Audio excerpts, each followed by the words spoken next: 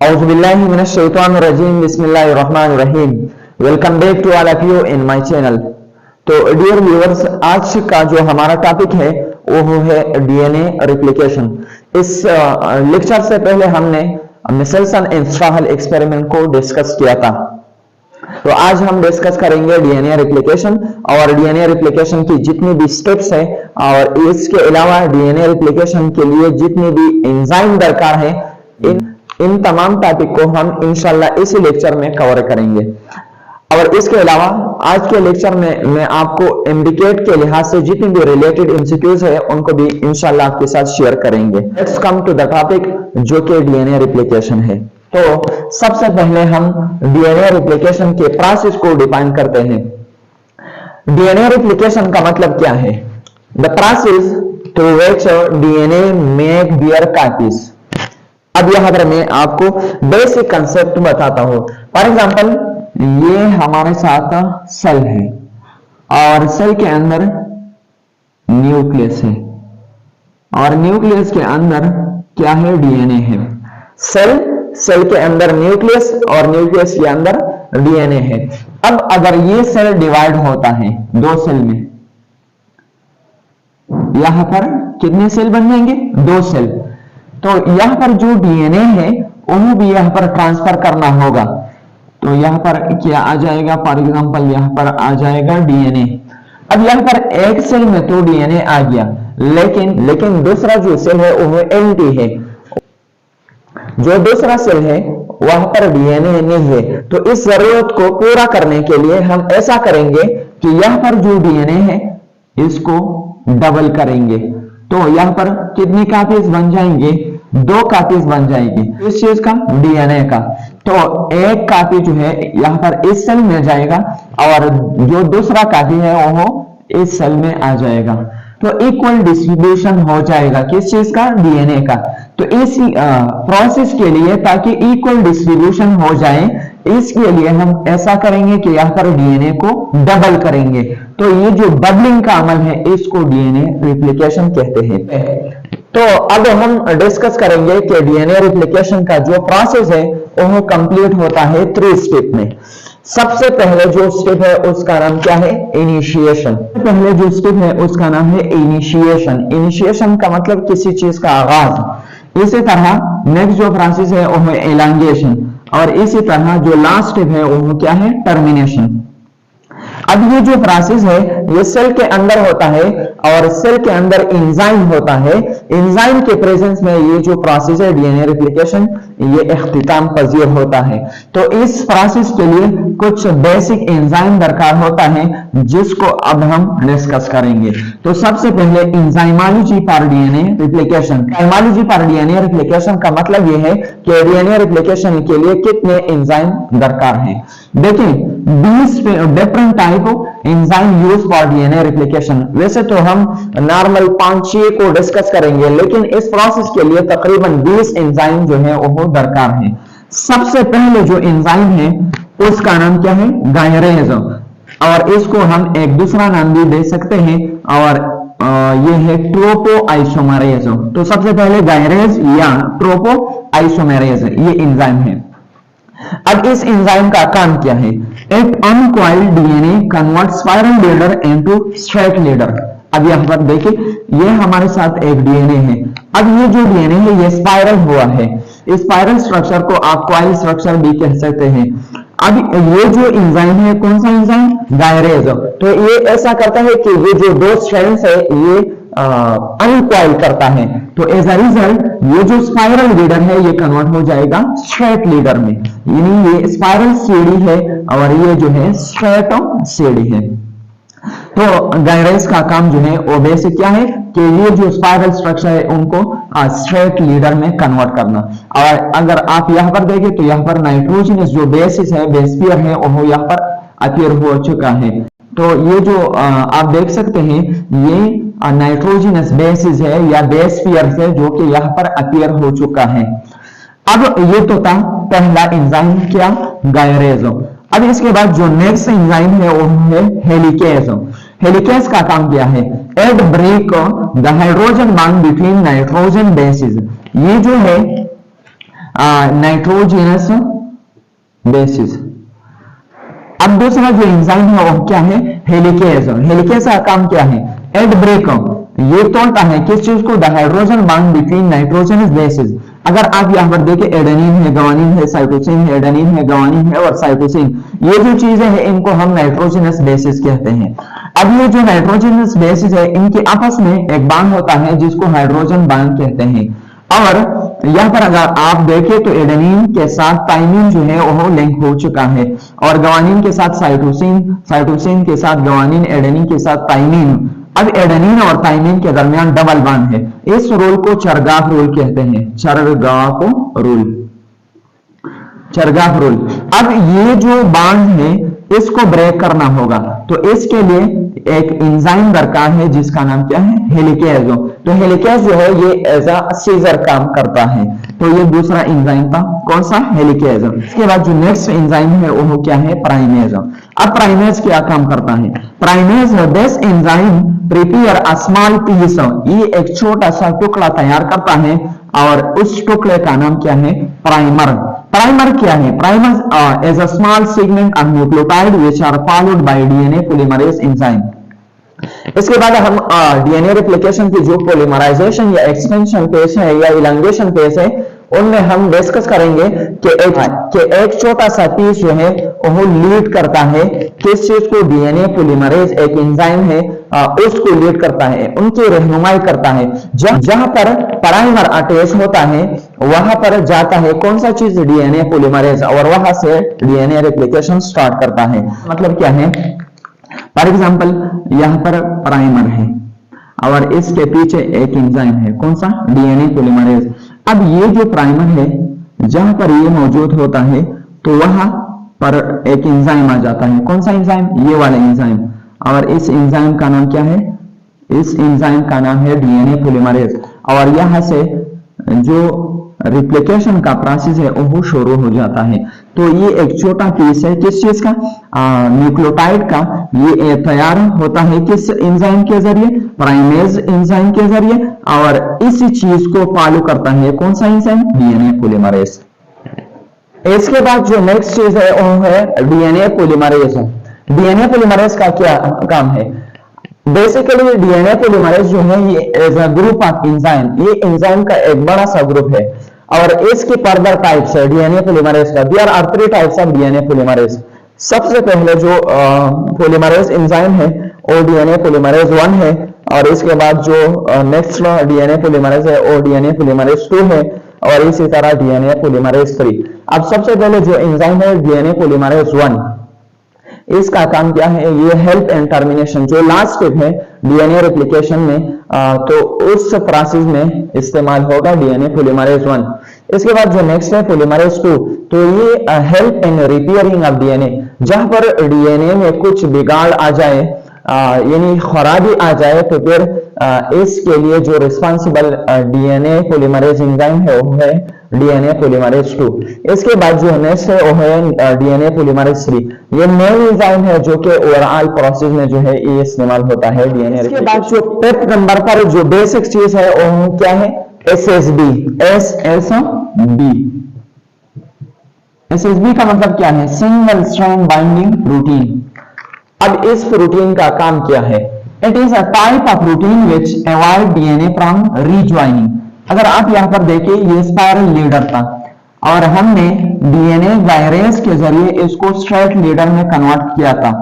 अब चांसेस ये होता है कि ये जो नाइट्रोजनस बेसिस है इसके दरमियान, नाइट्रोजनस बेसिस यहां पर एडेनिन तो यहां पर थाइमिन, तो ये दोबारा रीज्वाइन हो जाए। तो इस चीज को अवॉइड करने के लिए एक नेक्स्ट प्रोटीन है जिसको सिंगल स्ट्रैंड बाइंडिंग प्रोटीन कहते हैं। यहां पर एक जो है अटैच होता है और दूसरा जो साइड है इस पर अटैच होता है, तो ये जो डीएनए है अब ये जो है रीज्वाइन नहीं होगा, यानी दोबारा ये नहीं मिल सकता। तो ये था single strand binding protein. Now come to the initiation phase, जो कि पहला फेज है किस चीज का, डीएनए रेप्लिकेशन। सबसे पहले जो स्टेप का नाम है वो है इनिशिएशन फेज। इनिशिएशन का मतलब क्या है, किसी चीज का आगाज होना। इनमें जो बेसिक चीज है वो यहां पर मैंने लिखा है। सबसे पहले जो है origin of replication, origin of replication का मतलब क्या है? फॉर एग्जाम्पल, अगर एक डीएनए जो है वो रिप्लिकेट होता है, यानी उनकी कॉपी अगर हमें बनाना होगा, तो इसके लिए ऐसा होता है कि डीएनए पॉलीमरेज जो है ये खास स्पेसिफिक पॉइंट से जो है आगाज करता है डीएनए रिप्लिकेशन का। तो जहां से ये जो है शुरू करता है, आगाज करता है, यानी डीएनए पॉलीमरेज, तो उस जगह का नाम क्या है? Origin of replication. For example, ये ओवरऑल डीएनए है और यहां से जो एंजाइम है, कौन सा एंजाइम? डीएनए पॉलीमरेज, यहां से वो रिप्लिकेशन का आगाज करता है, तो इस जगह को ओरिजिन ऑफ रिप्लिकेशन कहते हैं। तो यहां पर अगर आप इसको रीड कर ले, the place from where DNA start to replicate, तो ये थी ओरिजिन ऑफ रिप्लिकेशन। तो इनिशिएशन में जो दूसरा चीज है वो है रिप्लिकेशन बबल। अगर आप यहां पर देखें, ये हमारे साथ एक स्पाइरल लीडर था और ये कन्वर्ट हुआ किस चीज में? ये कन्वर्ट हुआ स्ट्रेट लीडर में। अगर आप इस जगह को देखें तो ये स्ट्रेट लीडर है और ये स्विल हो चुका है। अब ये जो, अगर आप यहां पर देखें तो ये स्पाइरल लीडर है और अगर आप यहां पर देखें तो ये स्ट्रेट लीडर है और ये जो जगह है ये स्विल अप हो चुका है। तो इस प्लेस को हम रिप्लिकेशन बबल कहते हैं। अब यहां पर देखें, ये जो रिप्लिकेशन बबल है, अब यहां पर आपको एक एमसीक्यूज याद करना होगा। ये एक एंजाइम जो है इसके लिए रिस्पॉन्सिबल है और इसका नाम क्या है? Helicase enzyme. तो जो है हेलिकेज ऐसा भी करता है कि ये जो ब्रेकडाउन है किस चीज का? नाइट्रोजनस बेसिस का, तो इसके लिए भी हेलिकेज एंजाइम रिस्पॉन्सिबल है। तो रिप्लिकेशन बबल क्या है? ये जो स्विल अप स्ट्रक्चर है डीएनए में, तो इस स्ट्रक्चर को हम रिप्लिकेशन बबल कहते हैं। अब अगर आप यहां पर देखें, ये जो वन साइड है और ये जो दूसरा साइड है, इन पॉइंट्स को हम रिप्लिकेशन पोर्ट कहते हैं। तो तीन चीजें हमने याद किया, ओरिजिन ऑफ रिप्लिकेशन जहां से आगाज होता है, रिप्लिकेशन बबल जो स्विल अप एरिया होता है इसको रिप्लिकेशन बबल कहते हैं। ये जो है ये एक एंजाइम है, हेलिकेज एंजाइम, इस प्रोसेस के लिए ये हेलिकेज एंजाइम रिस्पॉन्सिबल है और इसकी एक वाला साइड और दूसरा वाला साइड जो है इनको हम रिप्लिकेशन पोर्ट कहते हैं। अब यहां पर मैंने आपके साथ कुछ एमसीक्यू शेयर करना है। इन यूकैरियोट जो सेल है जिसमें ट्रू न्यूक्लियस होता है, there are more than one replication bubble. तो यूकैरियोट्स में एक से ज्यादा रिप्लिकेशन बबल होते हैं। While in prokaryotes there is always one replication bubble, और प्रोकैरियोट में सिर्फ और सिर्फ एक रिप्लिकेशन बबल होता है। तो यहां पर अब हम डिस्कस करेंगे replication fork. The extreme point of replication bubble is called replication fork. For example, ये ऐसा था हमारे साथ क्या? एक स्ट्रेट लीडर। तो इसकी जो एक्सट्रीम पॉइंट है, इन एक्सट्रीम पॉइंट को हम रिप्लिकेशन फोर्क कहते हैं। इसके बाद जो नेक्स्ट चीज है वो है टेम्पलेट स्ट्रैंड। ये जो स्ट्रैंड है, ये जो स्ट्रैंड है ये पुराना वाला स्ट्रैंड है। अब इसके आगे जो है एक न्यू स्ट्रैंड बन जाएगा यहां पर और इसी तरह यहां पर। तो ये जो पुराना वाला यानी ओल्ड स्ट्रैंड है इसको हम टेम्पलेट स्ट्रैंड कहते हैं। The previously present strand is called template strand. From here new strand will made, यहां से एक नया स्ट्रैंड जो है वो बन जाएगा। अब यहां पर मैंने एक पॉइंट लिखा है, note replication bubble start where weak hydrogen present like 80 जहां पर कमजोर वीक बॉन्ड यानी हाइड्रोजन बॉन्ड मौजूद हो, लेकिन उसके लिए शर्त यह है कि यहां पर एडेनिन थाइमिन होगा। तो इस जगह को रिप्लिकेशन बबल स्टार्ट होना है। रिप्लिकेशन बबल वहां से स्टार्ट होता है जहां पर एडेनिन थाइमिन जो है वो प्रेजेंट होता है। तो ये थे template strand. Now come to the elongation और polymerization. Now come to the next step which is the elongation और पॉलीमराइजेशन स्टेज। ये जो है हमारे साथ रिप्लिकेशन बबल जो है वो बन चुका है। अब यहाँ पर दो स्ट्रैंड है, यहाँ पर देखिए एक जो स्ट्रैंड है उसकी ये जो साइड है वो 5 प्राइम है और दूसरा जो साइड है वो क्या है 3 प्राइम। अब इस कंसेप्ट को मैं आपके साथ थोड़ा सा शेयर करना चाहता हूं। 5 प्राइम और 3 प्राइम का मतलब क्या है? अगर आप देखें तो डीएनए में ऐसा होता है कि 1 यूनिट जो है वो है पेंटोज शुगर। इसी तरह यहाँ पर नाइट्रोजनस बेस अटैच होता है, एडेनिन, गुआनिन, साइटोसिन, थाइमिन जो भी हो सकता है। और इसी तरह यहाँ पर है फास्फेट ग्रुप। तो ये एक न्यूक्लियोटाइड है, एक न्यूक्लियोटाइड के 3 पार्ट्स है, parts phosphate group, pentose sugar और इसी तरह नाइट्रोजनस बेस। इसी तरह आप दूसरा भी यहाँ पर ड्रा कर सकते हैं, एक जो है नाइट्रोजन बेस फॉस्फेट ग्रुप, यहाँ पर जो है इसी तरह बॉन्ड होता है। अब यहाँ पर देखें,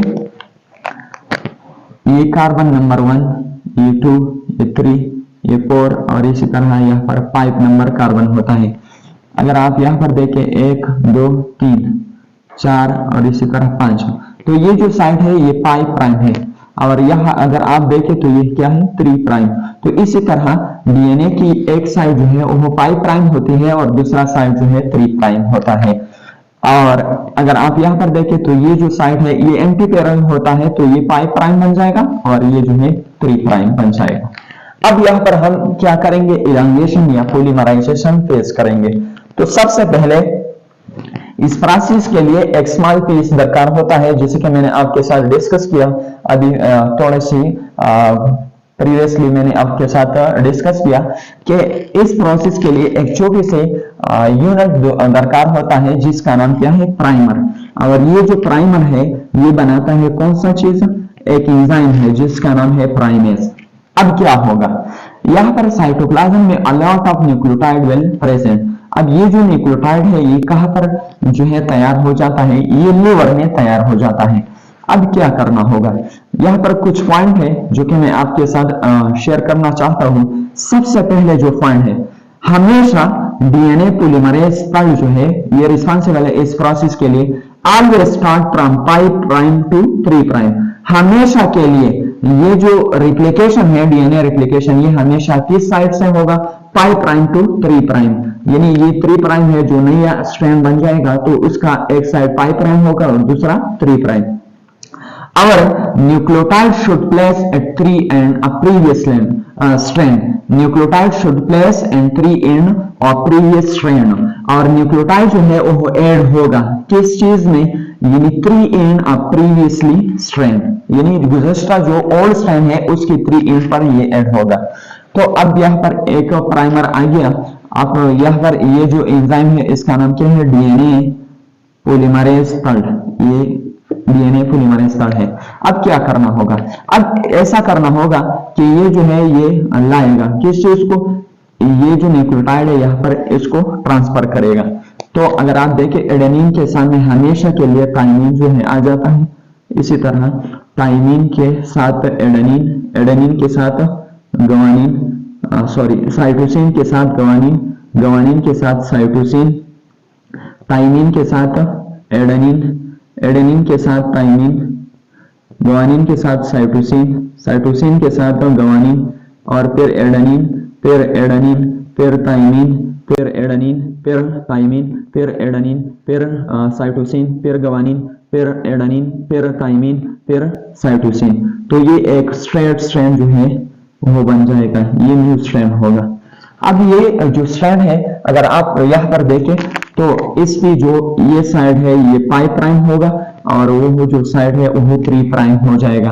अब यहाँ पर अगर आप यहाँ पर याद कर ले, जैसे कि मैंने आपको बताया, अगर आप यहाँ पर देखें कि डीएनए पॉलीमरेज हमेशा जो है स्टार्ट करता है 5 प्राइम टू 3 प्राइम डायरेक्शन। तो इसकी ये जो साइड है ये 5 प्राइम है और ये जो साइड है ये 3 प्राइम है और न्यूक्लियोटाइड किस साइड पर ऐड होता है, 3 एंड पर। तो ये थी एक कंटिन्यूअस स्ट्रैंड। इस स्ट्रैंड को हम कंटिन्यूअस स्ट्रैंड भी कहते हैं। This strand is called what, continuous strand और लीडिंग स्ट्रैंड, इसको लीडिंग स्ट्रैंड भी कहते हैं। अब जो मेन जो कंसेप्ट है वो इस स्ट्रैंड में है। अगर आप यहां पर देखें ये 5 प्राइम है तो जो नेक्स्ट स्ट्रैंड बन जाएगा तो उसकी ये जो साइड है वो 3 होगा। तो ये तो हमने यहाँ पर मैंने आपको बताया कि डीएनए पॉलीमरेज हमेशा के लिए जो नया स्ट्रैंड बनाते हैं वो 5 प्राइम टू 3 प्राइम है, तो ऐसा ये नहीं हो सकता। तो ये जो स्ट्रैंड है ये टुकड़ों में बन जाएगा। हम ऐसा करेंगे कि इसको छोटे छोटे पीसेस में कन्वर्ट करेंगे, ये जो दूसरा स्ट्रैंड है। अब ये यहाँ पर क्या होगा, यहाँ पर जो पाई प्राइम है तो एक साइड पाई प्राइम बन जाएगा और दूसरा साइड जो है वो 3 प्राइम बन जाएगा। इसी तरह पाई प्राइम और इसी तरह 3 प्राइम, और ये आखिर तक इसी तरह छोटे छोटे सेगमेंट में कन्वर्ट करना होगा। तो अब क्या होगा, ये जो 3 एंड है इसके साथ प्राइमर आ जाएगा। प्राइमर जो है जो कि मैंने आपको बताया कि ये स्मॉल पीस है न्यूक्लियोटाइड का। और इसके बाद क्या होगा, डीएनए पॉलीमरेज आ जाएगा। अब इसके बाद एडेनिन के साथ क्या अटैच हो जाएगा, कौन सा न्यूक्लियोटाइड, थाइमिन। इसी तरह नेक्स्ट जो है साइटोसिन के साथ गवानीन। इसी तरह नेक्स्ट जो है गवानीन के साथ साइटोसिन, एडेनिन के साथ थाइमिन, और इसी तरह थाइमिन के साथ एडेनिन। तो ये जो है एक स्मॉल पीस बन जाएगा। अब इसके बाद क्या होगा, जो प्राइमर है ये जंपिंग करेगा। जंपिंग जो प्रोकैरियोट्स में वो तकरीबन 100 से लेकर 200 न्यूक्लियोटाइड होता है, और यूकैरियोट में ये 1000 से लेकर 2000 न्यूक्लियोटाइड ये फॉरवर्ड जंपिंग करेगा। तो यहाँ पर ये जो प्राइमर है ये जंप करेगा नेक्स्ट पॉइंट पर। तो नेक्स्ट पॉइंट पर जंपिंग करने के बाद अब क्या होगा, इसके बाद डीएनए पॉलीमरेज एंजाइम आ जाएगा। अब इसके बाद न्यूक्लियोटाइड की एडिशन होगी, एडेनिन के साथ कौन सा, थाइमिन। इसी तरह नेक्स्ट जो है साइटोसिन के साथ गवानीन, थाइमिन के साथ एडेनिन, और इसी तरह साइटोसिन के साथ गवानीन ये अटैच हो जाएगा। तो ये एक न्यू स्ट्रैंड नेक्स्ट सेगमेंट बन जाएगी। अब इसके बाद दोबारा क्या होगा कि ये जो है नेक्स्ट जंपिंग करेगा। तो यहाँ पर कौन सा चीज अटैच हो जाएगा, प्राइमर, फिर डीएनए पॉलीमरेज, इसके बाद एडिशन ऑफ न्यूक्लियोटाइड, एडेनिन के साथ थाइमिन, और इसी तरह नेक्स्ट जो है गवानीन के साथ साइटोसिन, और इसी तरह नेक्स्ट जो है थाइमिन के साथ एडेनिन, एडेनिन के साथ थाइमिन, और इसी तरह नेक्स्ट जो है एडेनिन के साथ थाइमिन। तो ये एक न्यू स्ट्रैंड बन जाएगा। अब यहाँ पर आप इस कंसेप्ट को समझ ले, ये जो स्ट्रैंड है ये छोटे छोटे पीस में यहाँ पर ये जो है स्मॉल पीसेस पर मुश्तमिल है। इन पीसेस को ओकाज़ाकी फ्रेगमेंट कहते हैं। लास्ट स्टेप में ऐसा होगा कि इसको हम ज्वाइन करेंगे। इस छोटे पीस वाले स्ट्रैंड को हम लेगिंग स्ट्रैंड कहते हैं, और जो ऊपर वाले है उसको हमने लीडिंग स्ट्रैंड का नाम दिया था। तो ओकाज़ाकी फ्रेगमेंट या लेगिंग स्ट्रैंड, और जो दूसरा वाला था वो कंटिन्यूअस स्ट्रैंड था। अब यहाँ पर क्या होगा, लास्ट में जो डीएनए पॉलीमरेज है और इसी तरह जो प्राइमर है वो भी रिमूव हो जाएगा। अब ये किस स्पीड से एडिशन ऑफ न्यूक्लियोटाइड करते हैं, तो अब हम डिस्कस करेंगे। तो हम प्रीवियस क्लास में डीएनए पॉलीमरेज की जो स्पीड है, यानी एडिशन ऑफ न्यूक्लियोटाइड, यानी कितने न्यूक्लियोटाइड डीएनए पॉलीमरेज ऐड करता है, यहाँ पर अगर आप देखें ये हमारे साथ डीएनए पॉलीमरेज एंजाइम है और यहाँ पर प्राइमर है।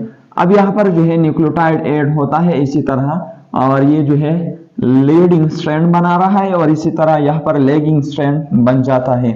तो यहाँ पर जो डीएनए पॉलीमरेज है उनकी स्पीड कितना है, देखिए इन यूकैरियोट्स 50 न्यूक्लियोटाइड्स पर सेकंड जो है यहाँ पर ऐड होता है, लेकिन यहाँ पर देखिए रिप्लिकेशन बबल यहाँ पर ज्यादा होंगे यूकैरियोट्स में।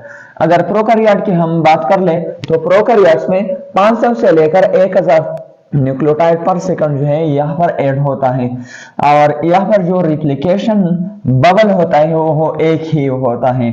Nearly 1000 replication bubble form in eukaryotes. यहाँ पर जितने भी पॉइंट्स मैंने लिखा है ये एमसीक्यूज है। और ऑन स्पीड यूकैरियोट्स का जो है ये ज्यादा होता है प्रोकैरियोट्स से, क्योंकि यहाँ पर रिप्लिकेशन बबल ज्यादा होता है, इसी वजह से स्पीड भी ज्यादा होगा। अगर हम इसको कंबाइन कर ले, तमाम रिप्लिकेशन बबल की जो डीएनए पॉलीमरेज है उसको अगर हम कंबाइन कर लें। अब यहाँ पर नेक्स्ट एमसीक्यूज ये है कि ये जो ओकाज़ाकी फ्रेगमेंट्स है, ये जो छोटे छोटे फ्रेगमेंट्स है, इनकी जो साइज है वो कितना है।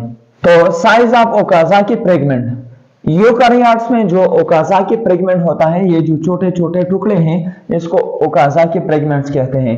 तो यूकैरियोट्स में ये 100 से लेकर 200 न्यूक्लियोटाइड से बन जाता है, और प्रोकैरियोट में ये 1000 से लेकर 2000 न्यूक्लियोटाइड तक यहाँ पर इसकी मजमूआ होता है। अब इसके बाद जो नेक्स्ट लास्ट स्टेप है वो है टर्मिनेशन फेज। तो टर्मिनेशन फेज में क्या होगा, यहाँ पर अगर आप देखें तो यहाँ पर एक छोटे छोटे जो यूनिट्स हैं न्यूक्लियोटाइड का, तो उसको हमने प्रीवियसली मैंने आपको बताया कि इसका नाम क्या है, primer. The primer are replace in the lagging strand by DNA polymerase 1 and here nucleotide added. अगर यहाँ पर आप देखें, यहाँ पर क्या है, ये प्राइमर, ये भी यहाँ से हटाया जाएगा और इसी तरह इसको भी हटाना होगा और इसी तरह इसको भी हटाया जाएगा। तो क्या हुआ, जो प्राइमर है वो रिप्लेस हुआ, किस चीज ने इसको रिप्लेस किया, डीएनए पॉलीमरेज और किस चीज के जरिए, न्यूक्लियोटाइड्स। तो यहाँ पर क्या होगा, छोटे छोटे यूनिट जो कि थाइमीन, एडेनिन, गुआनिन, साइटोसिन है, यहाँ पर यहाँ ऐड होगा। इसी तरह ये जो जगह है और इसी तरह ये जो जगह है ये पिल जाएगा किस चीज से, न्यूक्लियोटाइड से। तो लैगिंग स्ट्रैंड यहाँ पर the primer are replace in lagging strand by DNA polymerase 1 and here nucleotide added. तो ये काम हुआ टर्मिनेशन फेज में। इसी तरह one Okazaki fragment extended and reach to another Okazaki fragment. अगर आप यहाँ पर देखें तो यहाँ पर ये जो है इसी तरह एक्सटेंड होगा, इसी तरह ये भी एक्सटेंड होगा, तो ये एक दूसरे के करीब आ जाएंगे। At the last DNA ligase joins all the strand and make phosphodiester bond। एक न्यूक्लियोटाइड और दूसरे न्यूक्लियोटाइड के दरमियान जो बांड होता है वो फास्फोडाइस्टर बांड होता है। अगर आप यहाँ पर देख ले, ये एक न्यूक्लियोटाइड है, ये दूसरा, तो इनके दरमियान यह ऐसा होता है कि यहाँ से OH, यहाँ पर आप ऐसे करेंगे कि यहाँ से OH रिमूव करेंगे और यहाँ से H, तो ये जो बांड बन जाता है इसको फास्फोडाइस्टर बांड कहते हैं हम। तो यहाँ पर क्या होगा, डीएनए लाइगेज जो है join all the strand and make phosphodiester bond. इसी तरह ये जो फ्रेगमेंट्स है ये जॉइन होगा, इसी तरह ये भी जॉइन होगा और इसी तरह ये भी जो है जॉइन होगा, तो एक न्यू कंप्लीट स्ट्रैंड अब बन जाएगा। तो जो लिंकेज का काम है ये किस एंजाइम का है, at the last DNA ligase join all the strand and make phosphodiester bond. अब यहाँ पर मैं आपको एक एमसीक्यूज बताता हूँ। ये जो पाइप एंड वाला लीडिंग स्ट्रैंड है तो यहाँ पर क्या होगा, at the pipe and primer not release, ये जो है रिलीज नहीं होता यहाँ से। एट मेक टेलोमेर, ये जो है टेलोमर बनाता है। इसी चीज की वजह से जो साइज है डीएनए का वो छोटा हो गया। फॉर एग्जांपल प्रीवियसली ये ऐसा था, तो यहाँ पर क्या हुआ, प्राइमर आ गया, तो डीएनए की जो साइज है वो छोटा होता है।